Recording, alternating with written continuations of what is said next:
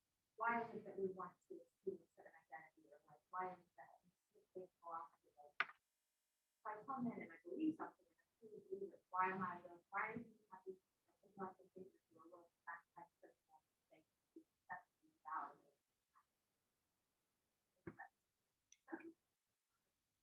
I'm not sure I understand the question. That's why I cannot repeat it. So say it again. Let me sit on it and like re-articulate it. I will come back to it later. Okay. Yeah, apologize. Kate withdrew her question, so I'm not going to repeat it. I didn't understand properly. I don't think I understand why I was asking properly. So. Okay. Now, the last paragraph, and that's really important, and we are going to try to see, this is my passage that's coming. Nonetheless, the position that making language a transparent medium or extrinsic accident makes the linguistic secondary is also paradoxically a logocentric position. And his idea of logocentricism is now he is associating with colonialism. I will state this principle summarily. There is no choice, that the choice that does not exist is not between one language and another, one group of languages and another, with everything a language entails. So now here language for Derrida always means multiple things. Philosophical language, the language of a discipline, different languages within a language, namely Anglo-Saxon and philosophy. It also means natural languages like French, German, etc. They're assuming that the French that is speaking in Africa is the same French that it is speaking in France, which is not the case.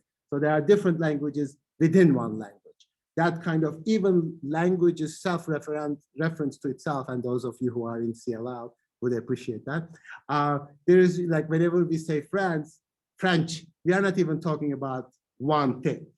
And it is the same with English, but there is still that kind of appropriation of a center position.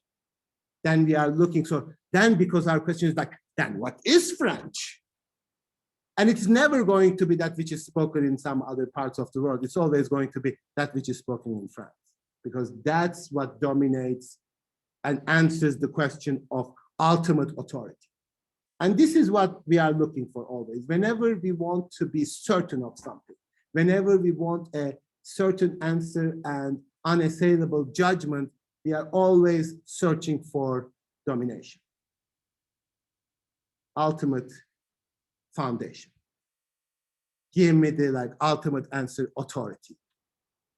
And this can be obviously in dominant discourses, but not so dominant discourses too. Hence, he says, this is my quotation in every single thing that I do with Derrida, is like, every monolingualism, namely that there can be one language, there can be one label, one concept that can sort of dominate the entire sphere, including philosophy, of course, and monologism. Therefore, also like a lot of philosophers hate Derrida because he really doesn't sort of is reverent to the domination of philosophy. So he borrows from other disciplines, he borrows from literature, etc. He doesn't have that kind of philosophical language, like we should always talk with the proper reason and argument and formal logic, etc. Every monolingualism, he believes, and monologism restores mastery or magistrality. Mastery and decision-making. Magister meaning the judge, right? It is by treating each language differently, by grafting languages onto one another, by playing on the multiplicity of languages and on the multiplicity of codes within every linguistic corpus, that we can struggle at once against colonization in general, against the colonizing principle in general. And we'll talk a lot about what this colonizing principle is. As you know, that it exerts itself well beyond the zone set to be subjected to colonization. Thank you, Derrida, but we appreciate that. He says that because it doesn't happen just in the colonies, but it happens everywhere. Against the domination of language or domination by language. And that language of progress is within this, I believe, that kind of progress. And then whenever you feel like something appears to be so obvious, something unquestionable, something common sense, something that only a crazy person can object or question. That's ideology of monolingualism. That's when you know, like, oh, I am so committed to this idea, I cannot even think any other way. This is when actually my mind is colonized. This is when I understand that I cannot go beyond this. The underlying hypothesis of this statement is that the unity of language is always a vested and manipulated simulacrum. We create this unity. And I would sort like, this is how I want to read the question of identity. Your identity is always a vested and manipulated simulacrum. Your identity is always created by the dominant monolinguistic structure for you to integrate yourself into that unit. I can't, but I'll try. I'm recording, so I could actually play it again, but your identity, the kind of presumed identity, that relationship that you have to yourself as you kind of claim that this is mine, this is who I am, this is what I am, is actually a vested and manipulated simulacrum. Simulacrum that is created for you, or even a simulacrum that you create by yourself for yourself. That's ideology. That's the ideology of logocentrism. That's the ideology of creating human beings as unified wholes, not in terms of their relationship, separating them from each other, claiming their independence, hence making them dependent on certain structures.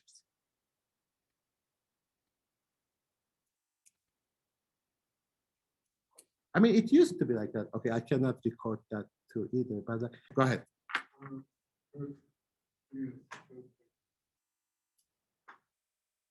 Daniel is talking now, so. Yeah. Okay.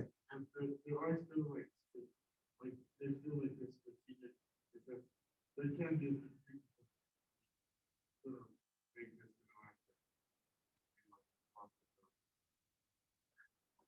There's a stretch. Are you talking about some kind of Spivak essentialism, like strategic essentialism or something? Yeah, politically. Yeah, of course. I mean, sure, we can. I mean, we can even do that. Forge this here together against the sort of the institutional power. But you know, it's like. But I think ideologically, the problem is believing in that simulacrum to be something permanent, something to be essential. Yes. Simulacrum is this really complicated term that is a form of the name of simulation, like something that is created for not exactly false, but create an image of something simulated, but simulacrum is the word that which you create. Baudrillard has a book called Simulation and Simulacrum. I don't want to say exactly illusion, because illusion presupposes that there is something that is absolutely true behind it. So simulacrum is a more sort of interplay, because you can simulate yourself into a reality. Like, for example, you can sort of, one question like, are human beings machines? Like you can ask, are we even going to be taken over by machines? I can ask this question as a sort of computer scientist and a psychologist, etc. And then there is that other aspect of this, like, well, that there is not like one answer to that. We can potentially become machines, not by making machines behave like human beings, but making ourselves behave like machines. And what I observe in terms of at least discursive, I'm hoping not actually very substantial, but at least discursively, we are really becoming like operating like machines. Like how? Like, for example, okay, I'm not recording this because this is, so this is this simulacrum, that's where we ended. There are always languages in language, and structural rigor of the system of language is at once a positivist dogma of linguistics and a phenomenon that can be found nowhere. So that I love. Like it's like if we can fix our language, if we find a proper way of speaking, we are going to solve all our problems. I have attempted to show this elsewhere, pretty much everywhere, but like of grammatology, etc. All of this is not without political consequences, better it's a political theme through and through. It also traverses the space that relates philosophy to the sciences. This is on page 105. On this subject too, I will have to limit myself to the rough statement of a proposition. This proposition concerns a kind of double bind, a contradictory double postulate, two incompatible and simultaneous demands. Let us begin with the fact that if every philosophical language retains in itself an irreducible connection to the so-called natural or mother language, with scientific language tending, on the contrary, toward a growing formalization, then this polarity organizes and dynamizes a kind of strange front. The growing automation of the sciences, this is what we roundabout way talked about, and the techno-scientific, the indissociably techno-scientific powers tend, through formalization and above all axiomatic self-jurisdiction, to avoid the reappropriation of epistemological instances by all sciences. The authority of the philosophical as the science of sciences, general ontology, or absolute logic, onto encyclopedia. In this way, the sciences at the same time enable a more effective resistance to the monologic political power that is exerted through philosophy, and that is national and contradictory forces can exert. However, this power, I mean, there is no however, but this power is only exerted through the entire ideology of a kind of philosophical centralism, of a court of final appeal, or of onto-encyclopedic hegemony. It is also exerted indissociably from what connects this hegemonic project to a language of family of European natural languages. To this extent, every formalizing movement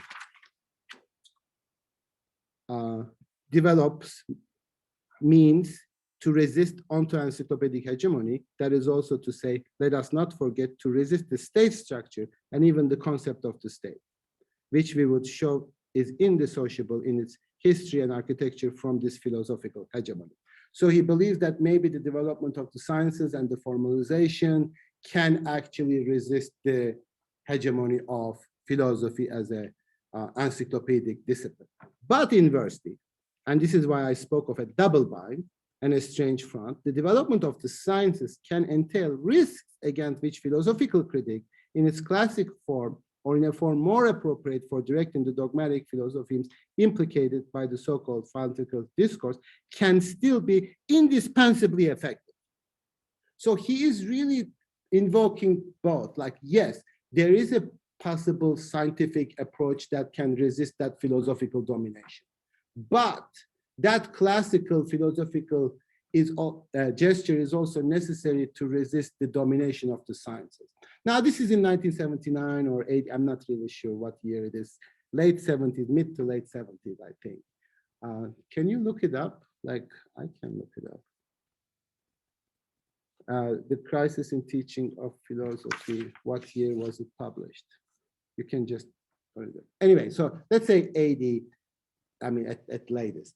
So 20 plus 20, this is like 40 years ago. So I think that we are pretty much suffering from the dominance of the sciences within the last 40 years, not from the dominance of philosophical orthodoxy. Like, you know, I don't think that philosophy, both as a discipline, but as a discourse, or even a kind of public discourse, has any power that anybody takes seriously, right? Which is good, I think, because then it has a more kind of critical potential towards the domination of sciences that not only dominate the organization of oppression in the world today, but also contribute different forms of domination.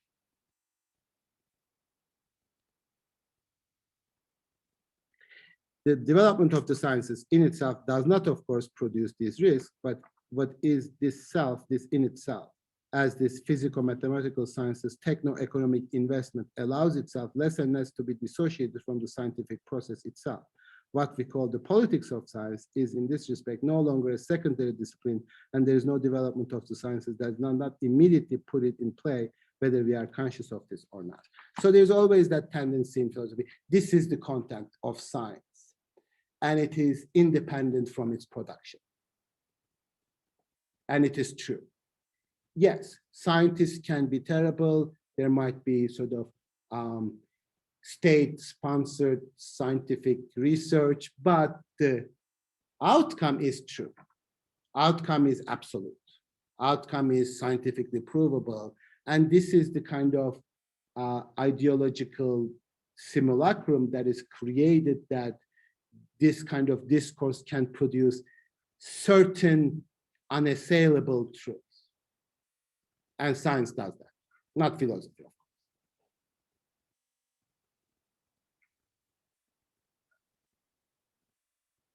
So postcolonial theory, therefore, should not be thought independently of the critique of science that some of you discussed last.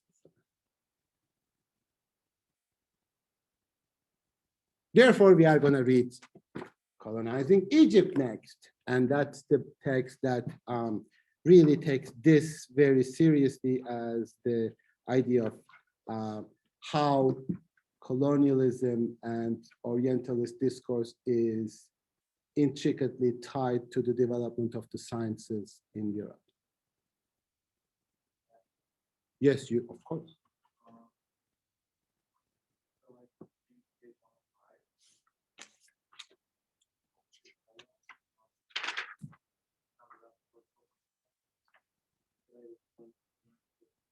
Uh-huh.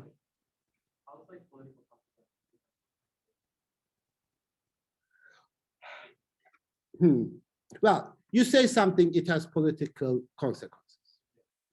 But also, the very formulation of what you are saying depends on political communication. In other words, science would say, well, of course, the decisions that we make within scientific research has political consequences. This is the sort of externalization in the sense that, well, we make the bomb, atomic bomb, you can use it for peaceful purposes or for sort of war purposes, like Kate was interpreting Heidegger, if that's correct, if I'm representing your position correctly. Now, that's a political consequence of having an atom.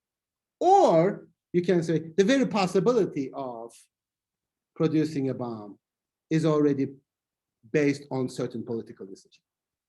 The truth itself is based on some ideological positions.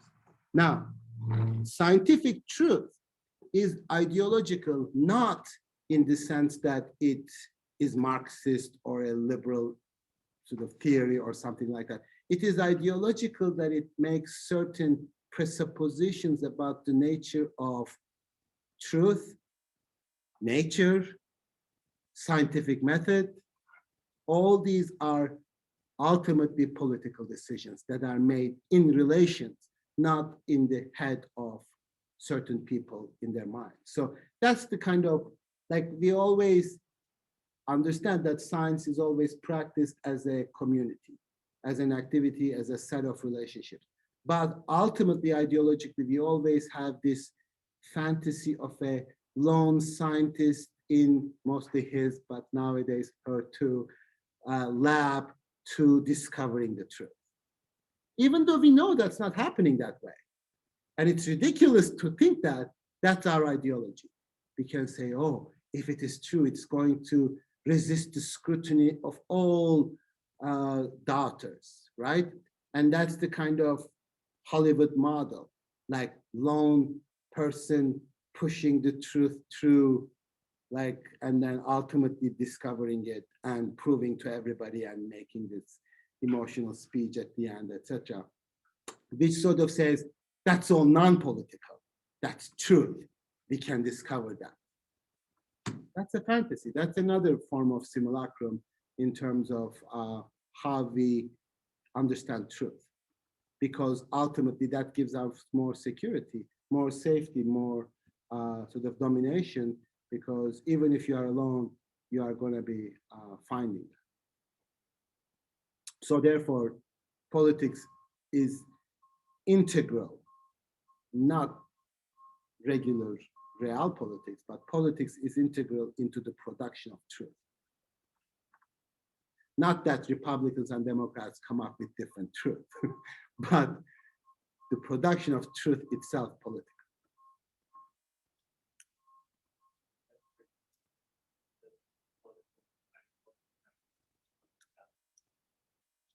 Yes, like nature is mechanical. Nature consists of causal relationships. Like, who proved that? Who decided that? When was that discovered? Like, there are causes. And even scientifically, on the one hand, you are speaking like we are always speaking causation in terms of, at best, correlation. Because as soon as you say something, you cannot prove that. And I would actually say